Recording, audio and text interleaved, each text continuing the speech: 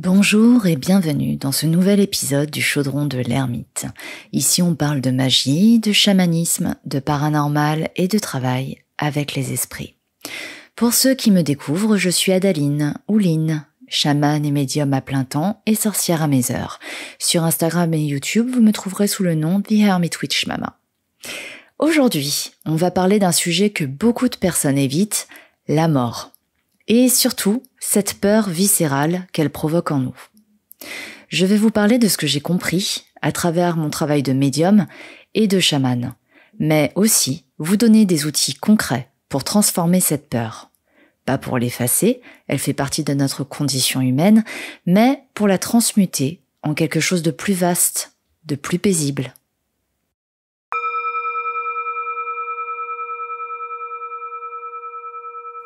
Ce que la médiumnité m'a appris sur la mort. Je sais que le fait que je puisse faire du contact avec les défunts n'est pas une preuve scientifique en soi. Je ne prétends pas prouver quoi que ce soit. Mais j'ai assisté à tant de choses, transmis tant d'informations que je n'avais aucun moyen de connaître, que je n'ai aucun doute sur le fait que quelque chose subsiste après la mort. Des petits surnoms qui reviennent, ces surnoms intimes que personne d'autre ne connaît, des anecdotes précises, des détails que je ne pourrais pas connaître, des souvenirs que le défunt veut absolument partager avec ses proches. Comme une fois où un homme a voulu remémorer à sa sœur un souvenir d'enfance où ils se promenaient tous les deux dans les rues. Il avait volé une brioche et un petit jouet. Il l'avait carrément embrigadé dans cette bêtise en lui faisant promettre de ne rien dire à leurs parents. Lors de la séance, il s'en excusait, comme il riait de la colère qu'il avait suscitée chez elle à l'époque. Ces moments-là me rappellent que même si je ne peux pas prouver la survie de la conscience, l'expérience directe, répétée, cohérente, me montre qu'il y a quelque chose qui continue. Aussi, bien souvent, la personne décédée garde sa personnalité, du moins pendant un temps. Elle a encore ses préoccupations, ses attachements, ses humeurs même. Mais il y a quelque chose qui change, il y a une forme de distance émotionnelle. C'est pas de l'indifférence, c'est plutôt une perspective élargie. Imaginez bien que toute votre vie, vous avez regardé un film en étant collé à l'écran, le nez dessus. Et tout à coup, vous reculez et vous voyez le film dans son ensemble. Les détails qui vous semblaient énormes deviennent relatifs. Vous voyez les motifs, les connexions, le sens global. En gros, c'est ce que les défunts me transmettent souvent. Ce recul, cette capacité à voir les choses dans une perspective plus vaste. Mais tous les défunts ne sont pas dans le même état et ça, c'est plutôt fascinant. Certains sont encore très attachés à leur identité terrestre. J'étais tel ou tel métier, j'avais telle ou telle maison, j'aimais tel hobby. Ils restent accrochés à cette version d'eux-mêmes. Et d'autres semblent s'être comme dissous dans quelque chose de plus grand. Et quand je les contacte, c'est comme si leur individualité s'était adoucie, fondue dans une conscience plus vaste. Ils sont encore là, mais c'est différent. Et ça m'a fait comprendre quelque chose. La mort n'est pas un événement unique. Finalement, c'est un processus. Il y a la mort biologique, oui, mais il y a aussi une mort psychologique progressive. La mort de l'ego, de l'attachement à l'identité, de la séparation. Et certains vivent cette deuxième mort de leur vivant à travers des pratiques spirituelles profondes et d'autres la vivent après le décès physique et d'autres encore s'y accrochent longtemps. Dans le chamanisme, on travaille avec la roux médecine. Ce n'est pas juste un joli concept spirituel, c'est une cosmologie vivante. Imaginez un cercle divisé en 4 directions. L'Est. Le printemps, l'aube, la naissance, l'enfance, c'est l'énergie de l'émergence, du potentiel qui se déploie. Puis le sud. L'été, le midi, la jeunesse, la croissance, c'est l'expansion, la vitalité, l'expression pleine de la vie. L'Ouest, l'automne, le crépuscule, la maturité, le déclin. C'est l'introspection, la sagesse, le début du retrait. Et enfin le Nord, l'hiver, la nuit, la vieillesse, la mort, mais aussi le repos, la gestation, la préparation du nouveau cycle. En fin de compte, on tourne constamment sur cette roue, pas seulement une fois dans notre vie, mais chaque jour, chaque année, à chaque projet, à chaque relation. Vous vous êtes déjà demandé pourquoi, par exemple, l'automne est si beau? Pourquoi les feuilles qui meurent deviennent d'un rouge flamboyant, qui deviennent magnifiques, clairement? C'est parce que la mort fait partie intégrante du cycle. Sans elle, il n'y aurait pas de renouveau. Et regardez ce qui se passe dans le nord, en hiver. Sous la terre gelée, les graines germent. Dans le silence de la mort apparente, la prochaine vie se prépare. On ne meurt pas pour disparaître, on meurt pour se transformer. Mais on n'a pas besoin d'attendre la mort physique pour comprendre ce processus. On meurt constamment à petite dose. Chaque deuil, finalement, est une petite mort. Quitter un travail qu'on aimait, voir ses enfants partir de la maison, perdre un ami dans une dispute, vieillir et voir son corps changer, bien sûr, mais aussi abandonner une croyance qui nous structurait jusque-là. Et vous savez ce que j'ai remarqué? Les gens qui ont traversé beaucoup de deuils et qui les ont vraiment intégrés, pas évités, pas refoulés, mais traversés consciemment, ces personnes ont moins peur de la mort. Pourquoi? Parce qu'elles savent que de l'autre côté du deuil, il y a une renaissance. Peut-être pas immédiate, peut-être pas facile, mais elle vient. Chaque petite mort nous entraîne à la grande. C'est pour ça que, dans certaines traditions, on dit que le sage meurt 1000 fois avant de mourir. Alors maintenant, parlons franchement. Qu'est-ce qui nous fait peur dans la mort? Ce n'est pas vraiment la douleur physique, on peut la gérer avec des soins palliatifs. Ce n'est pas non plus l'inconnu en tant que tel, puisqu'on adore les voyages, les nouvelles expériences. Ce qui nous terrifie, c'est l'annihilation de notre identité. Moi, ce je qui pense, qui ressent, qui a des opinions, des souvenirs, des projets, ce moi va disparaître. Et c'est insupportable. Mais voilà le paradoxe que j'ai découvert. Ce moi est déjà une illusion. Pas au sens où il n'existe pas, bien sûr que vous existez, mais ce moi stable et permanent que vous croyez être est en réalité un processus changeant constamment. Vous n'êtes pas la même personne qu'il y a 10 ans, n'est-ce pas? Vos cellules se sont renouvelées déjà. Vos pensées ont changé. Vos croyances ont évolué. Qui êtes-vous vraiment? Ce que nous appelons moi, c'est une histoire que notre cerveau raconte pour créer une cohérence. Mais ce n'est qu'une histoire. Et cette histoire, cet ego, nous sépare du reste. Il crée l'illusion que nous sommes isolés, séparés du grand tout, du grand esprit, de la conscience universelle. La mort de l'ego, que ce soit dans une pratique spirituelle profonde ou au moment du décès, c'est le retour à l'unité. Ce n'est pas une perte, c'est une libération. Mais voilà, l'ego ne peut pas comprendre ça. Pour lui, c'est la fin. C'est pour ça qu'il a tellement peur.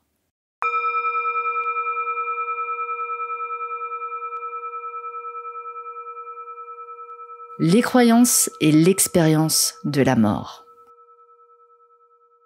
Alors, si l'ego meurt, qu'est-ce qui survit?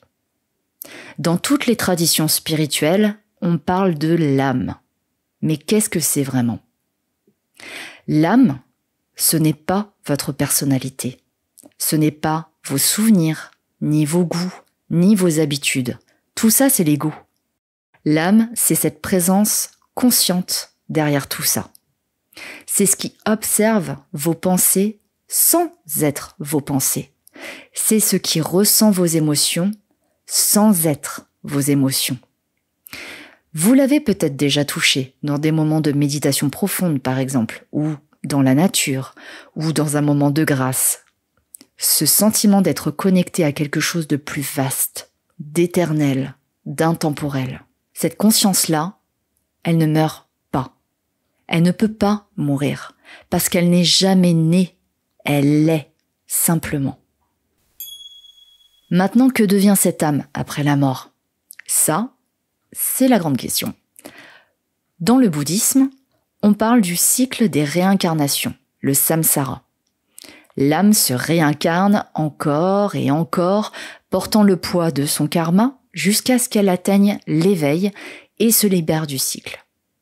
Mais ce n'est pas une réincarnation simpliste où vous revenez en tant que telle personne. Le bouddhisme est très clair. Il n'y a pas de soi permanent qui se réincarne. C'est plutôt un flux de conscience qui continue, comme une flamme qui en allume une autre puis une autre. Dans le taoïsme, la vision est différente. On parle du retour au Tao, à l'unité primordiale.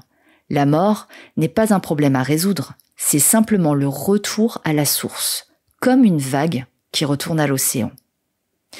Dans les traditions chamaniques, et elles sont diverses, on trouve souvent l'idée que l'âme voyage dans d'autres mondes après la mort, qu'elle peut revenir sous différentes formes ou qu'elle rejoint les ancêtres pour guider les vivants.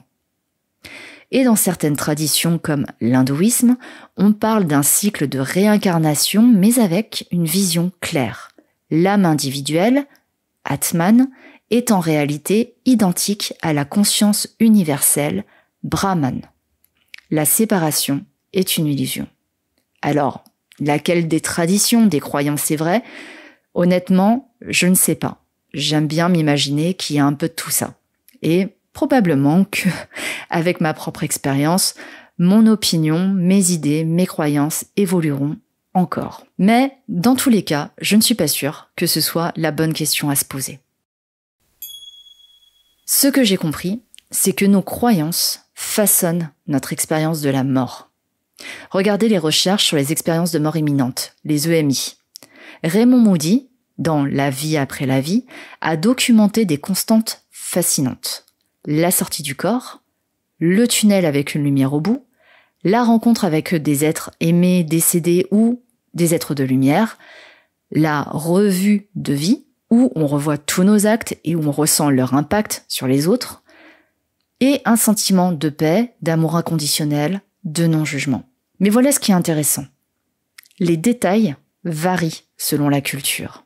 Un chrétien voit souvent Jésus ou des anges. Un hindou peut voir Yama, le dieu de la mort. Un athée voit plutôt une lumière ou une énergie sans forme religieuse précise. Un bouddhiste tibétain peut expérimenter les bardos décrits dans le livre des morts tibétains.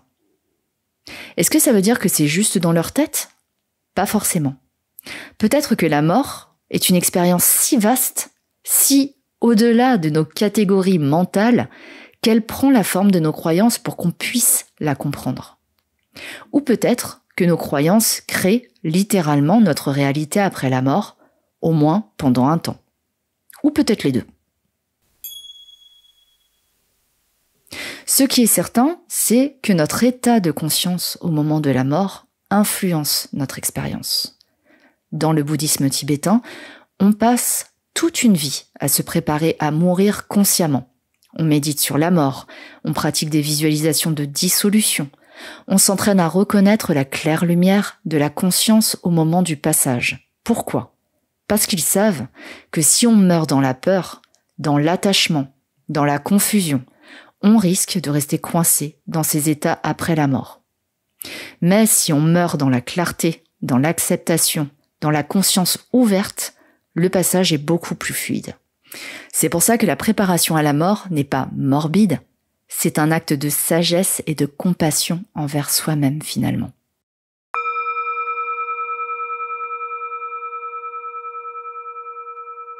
Quelques pratiques pour apprivoiser la mort. On ne peut pas séparer l'art de mourir de l'art de vivre. Ce sont les deux faces d'une même réalité. Quelqu'un qui vit dans le regret, dans le non-dit, dans l'inauthenticité, va mourir dans ces mêmes énergies. et elles vont le hanter, littéralement. Alors, comment bien vivre? Vivre en conscience, être présent à sa vie, pas perdu dans le passé ou dans le futur, réparer ce qui doit l'être, s'excuser, pardonner, clore les boucles ouvertes, ne pas attendre d'être sur son lit de mort pour dire je t'aime ou je suis désolé. Suivre sa voie, pas celle qu'on attend de vous, mais celle qui fait vibrer votre âme, parce qu'à la fin, vous ne regretterez pas d'avoir été authentique. Et lâcher prise progressivement, s'entraîner à détacher son identité de ses possessions, de son statut, de son apparence et même de certaines situations. Qui êtes-vous finalement quand tout ça disparaît? Mais ne restons pas dans l'abstrait. Parlons de pratiques concrètes. La première est simple, mais puissante. Passez du temps dans la nature et observez. Observez un arbre perdre ses feuilles en automne. Vraiment, prenez le temps. Voyez comme il ne résiste pas, ne s'accroche pas. Il lâche prise avec grâce. Observez ses feuilles se décomposer et nourrir le sol. La mort devient nourriture pour la vie. Observez les graines. Pour germer, elles doivent mourir à leur forme de graines. L'enveloppe se fissure, se désintègre, c'est violent, c'est destructeur, mais c'est aussi la naissance. Observez les animaux qui meurent dans la nature. Ils retournent à la terre, sont mangés, décomposés, recyclés. Rien n'est perdu, tout est transformé. Et vous faites partie de ce cycle. Pas au-dessus, pas en dehors. Votre corps est fait des mêmes atomes que les étoiles mortes. Vous êtes déjà dans un cycle de mort et de renaissance. Je vous propose un petit exercice, une petite méditation. La dissolution dans les 5 éléments. C'est une méditation bouddhiste tibétaine qu'on retrouve aussi dans certaines pratiques chamaniques et elle est puissante. Asseyez-vous confortablement. Fermez les yeux. Phase 1. La terre. Visualisez votre corps devenant lourd, dense.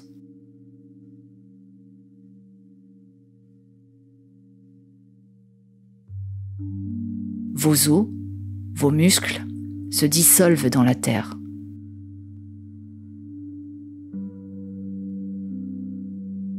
Vous sentez la gravité vous tirer vers le bas.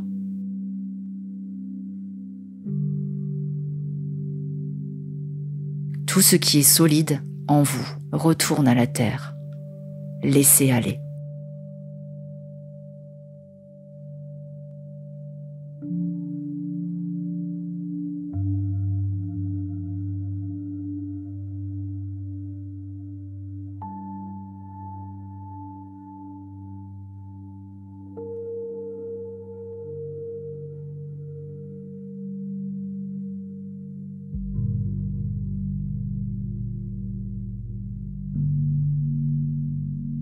Phase 2. L'eau.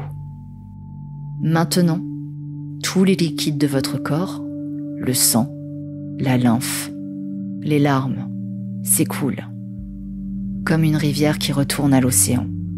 Tout ce qui est fluide se dissout.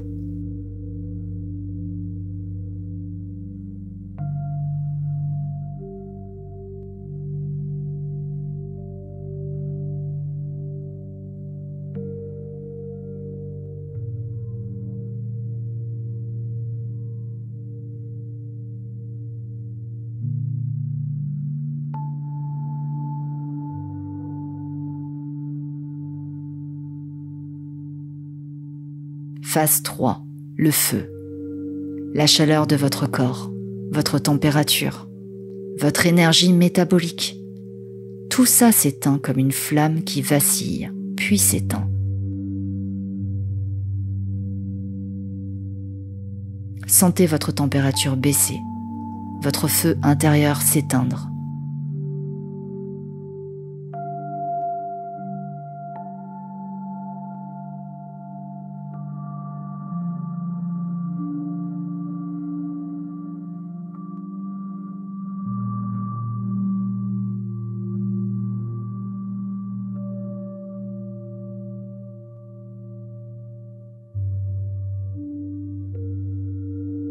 Phase 4.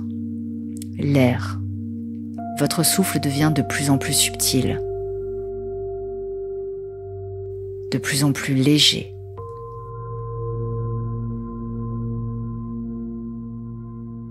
Les mouvements s'arrêtent. Le souffle s'amenuise.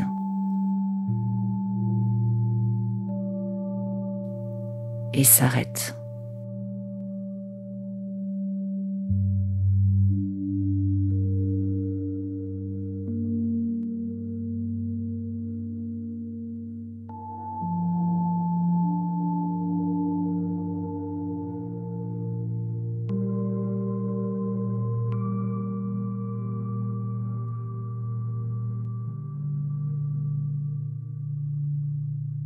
Phase 5.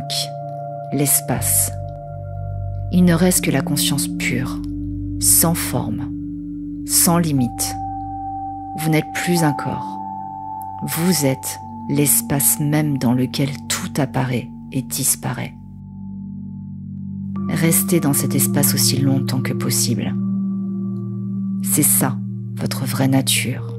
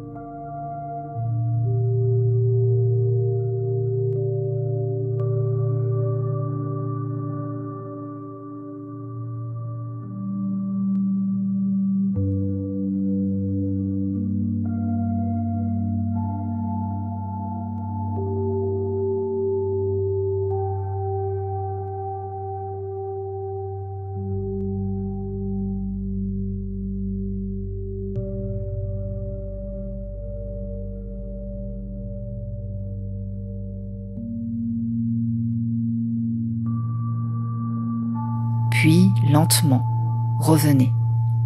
Sentez l'air revenir.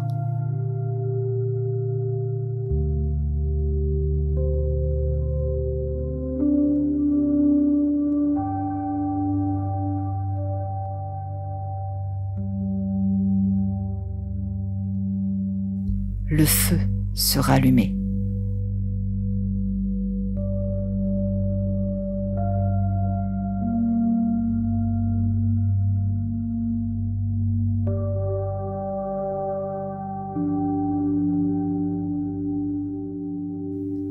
L'eau coulait à nouveau.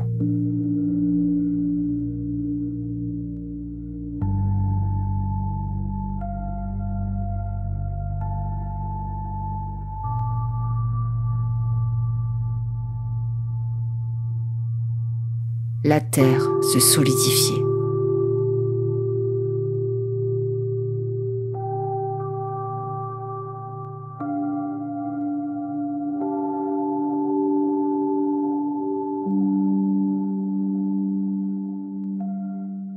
Vous venez de mourir et de renaître consciemment.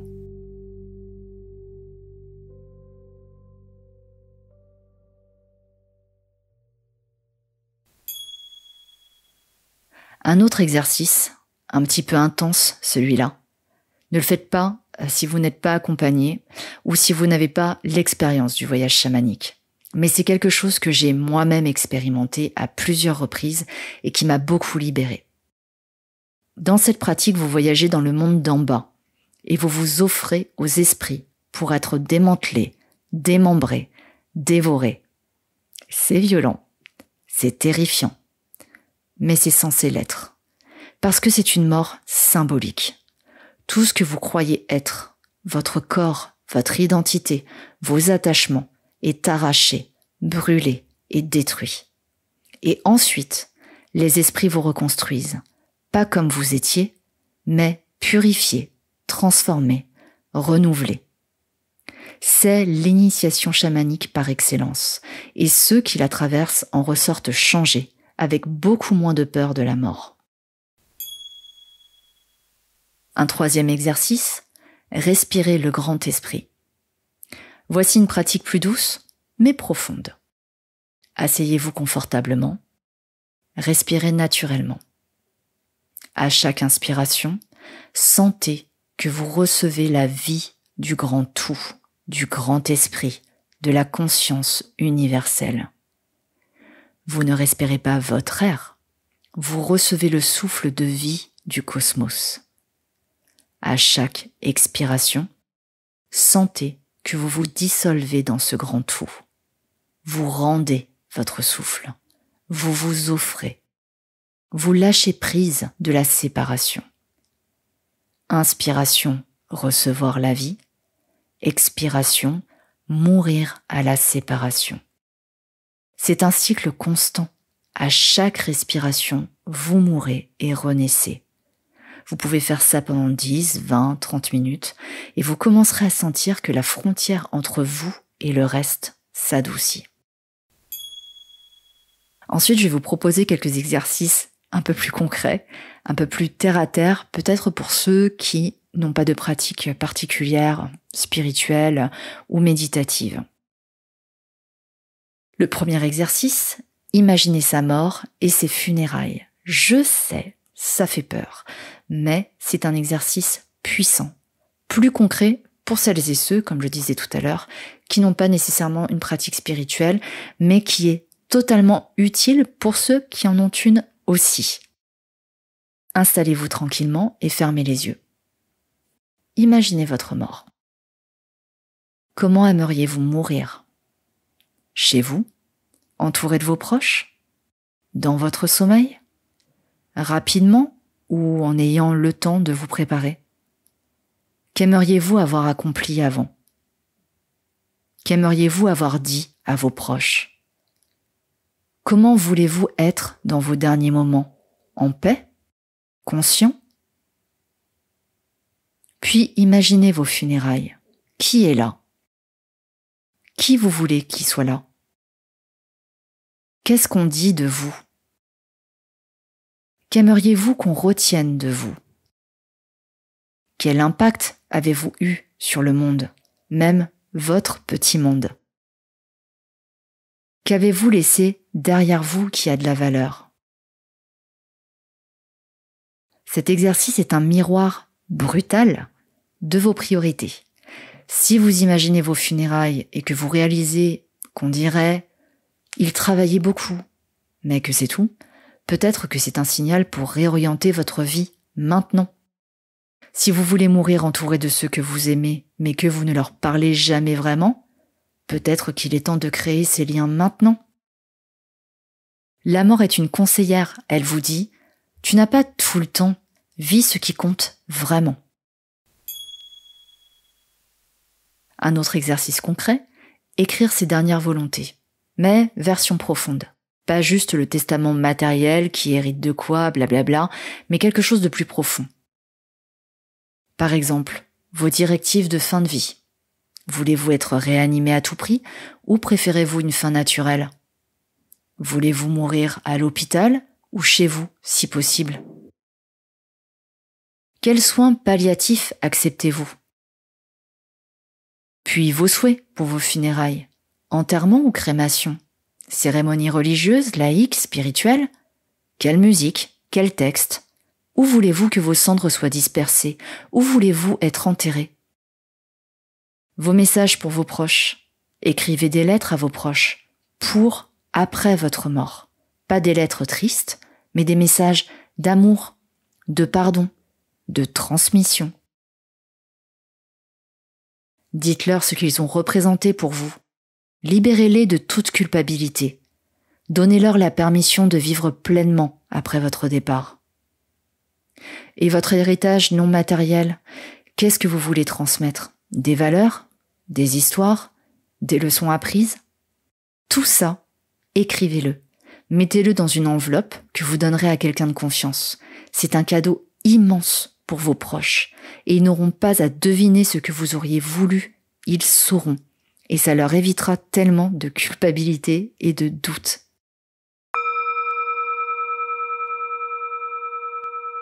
Pour conclure cet épisode, j'aimerais vous proposer quelques lectures pour approfondir le sujet. Si tout ce que je viens de partager résonne en vous et que vous voulez aller plus loin, je vous donne mes recommandations de lecture. Le premier, Walking the Twilight Path de Michel Bélanger.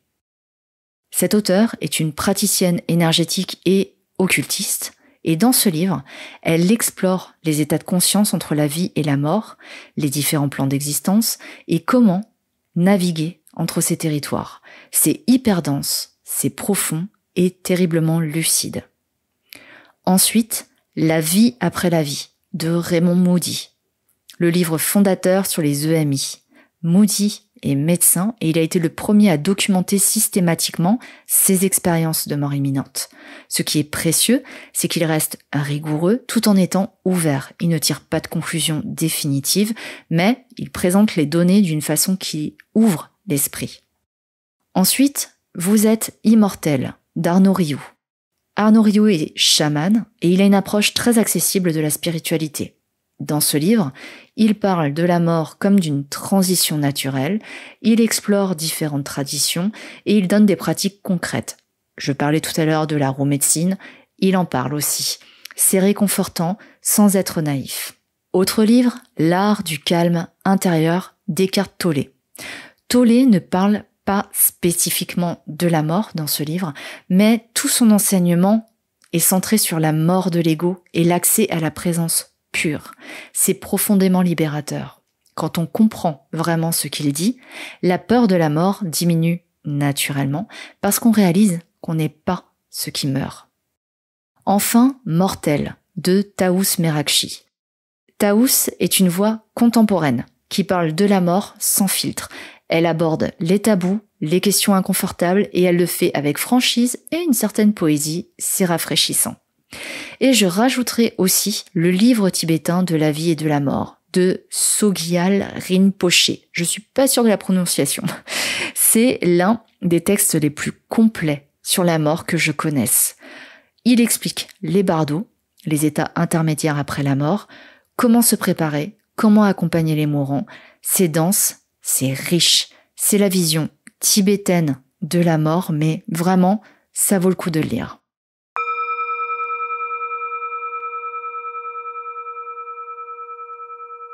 On arrive donc à la fin de cet épisode et j'espère que vous n'en ressortez pas plus effrayé, peut-être un peu plus curieux, peut-être moins paralysé. Voilà ce que je veux que vous reteniez. La mort fait partie de la vie. Pas comme une fin malheureuse, mais comme une phase naturelle d'un cycle éternel.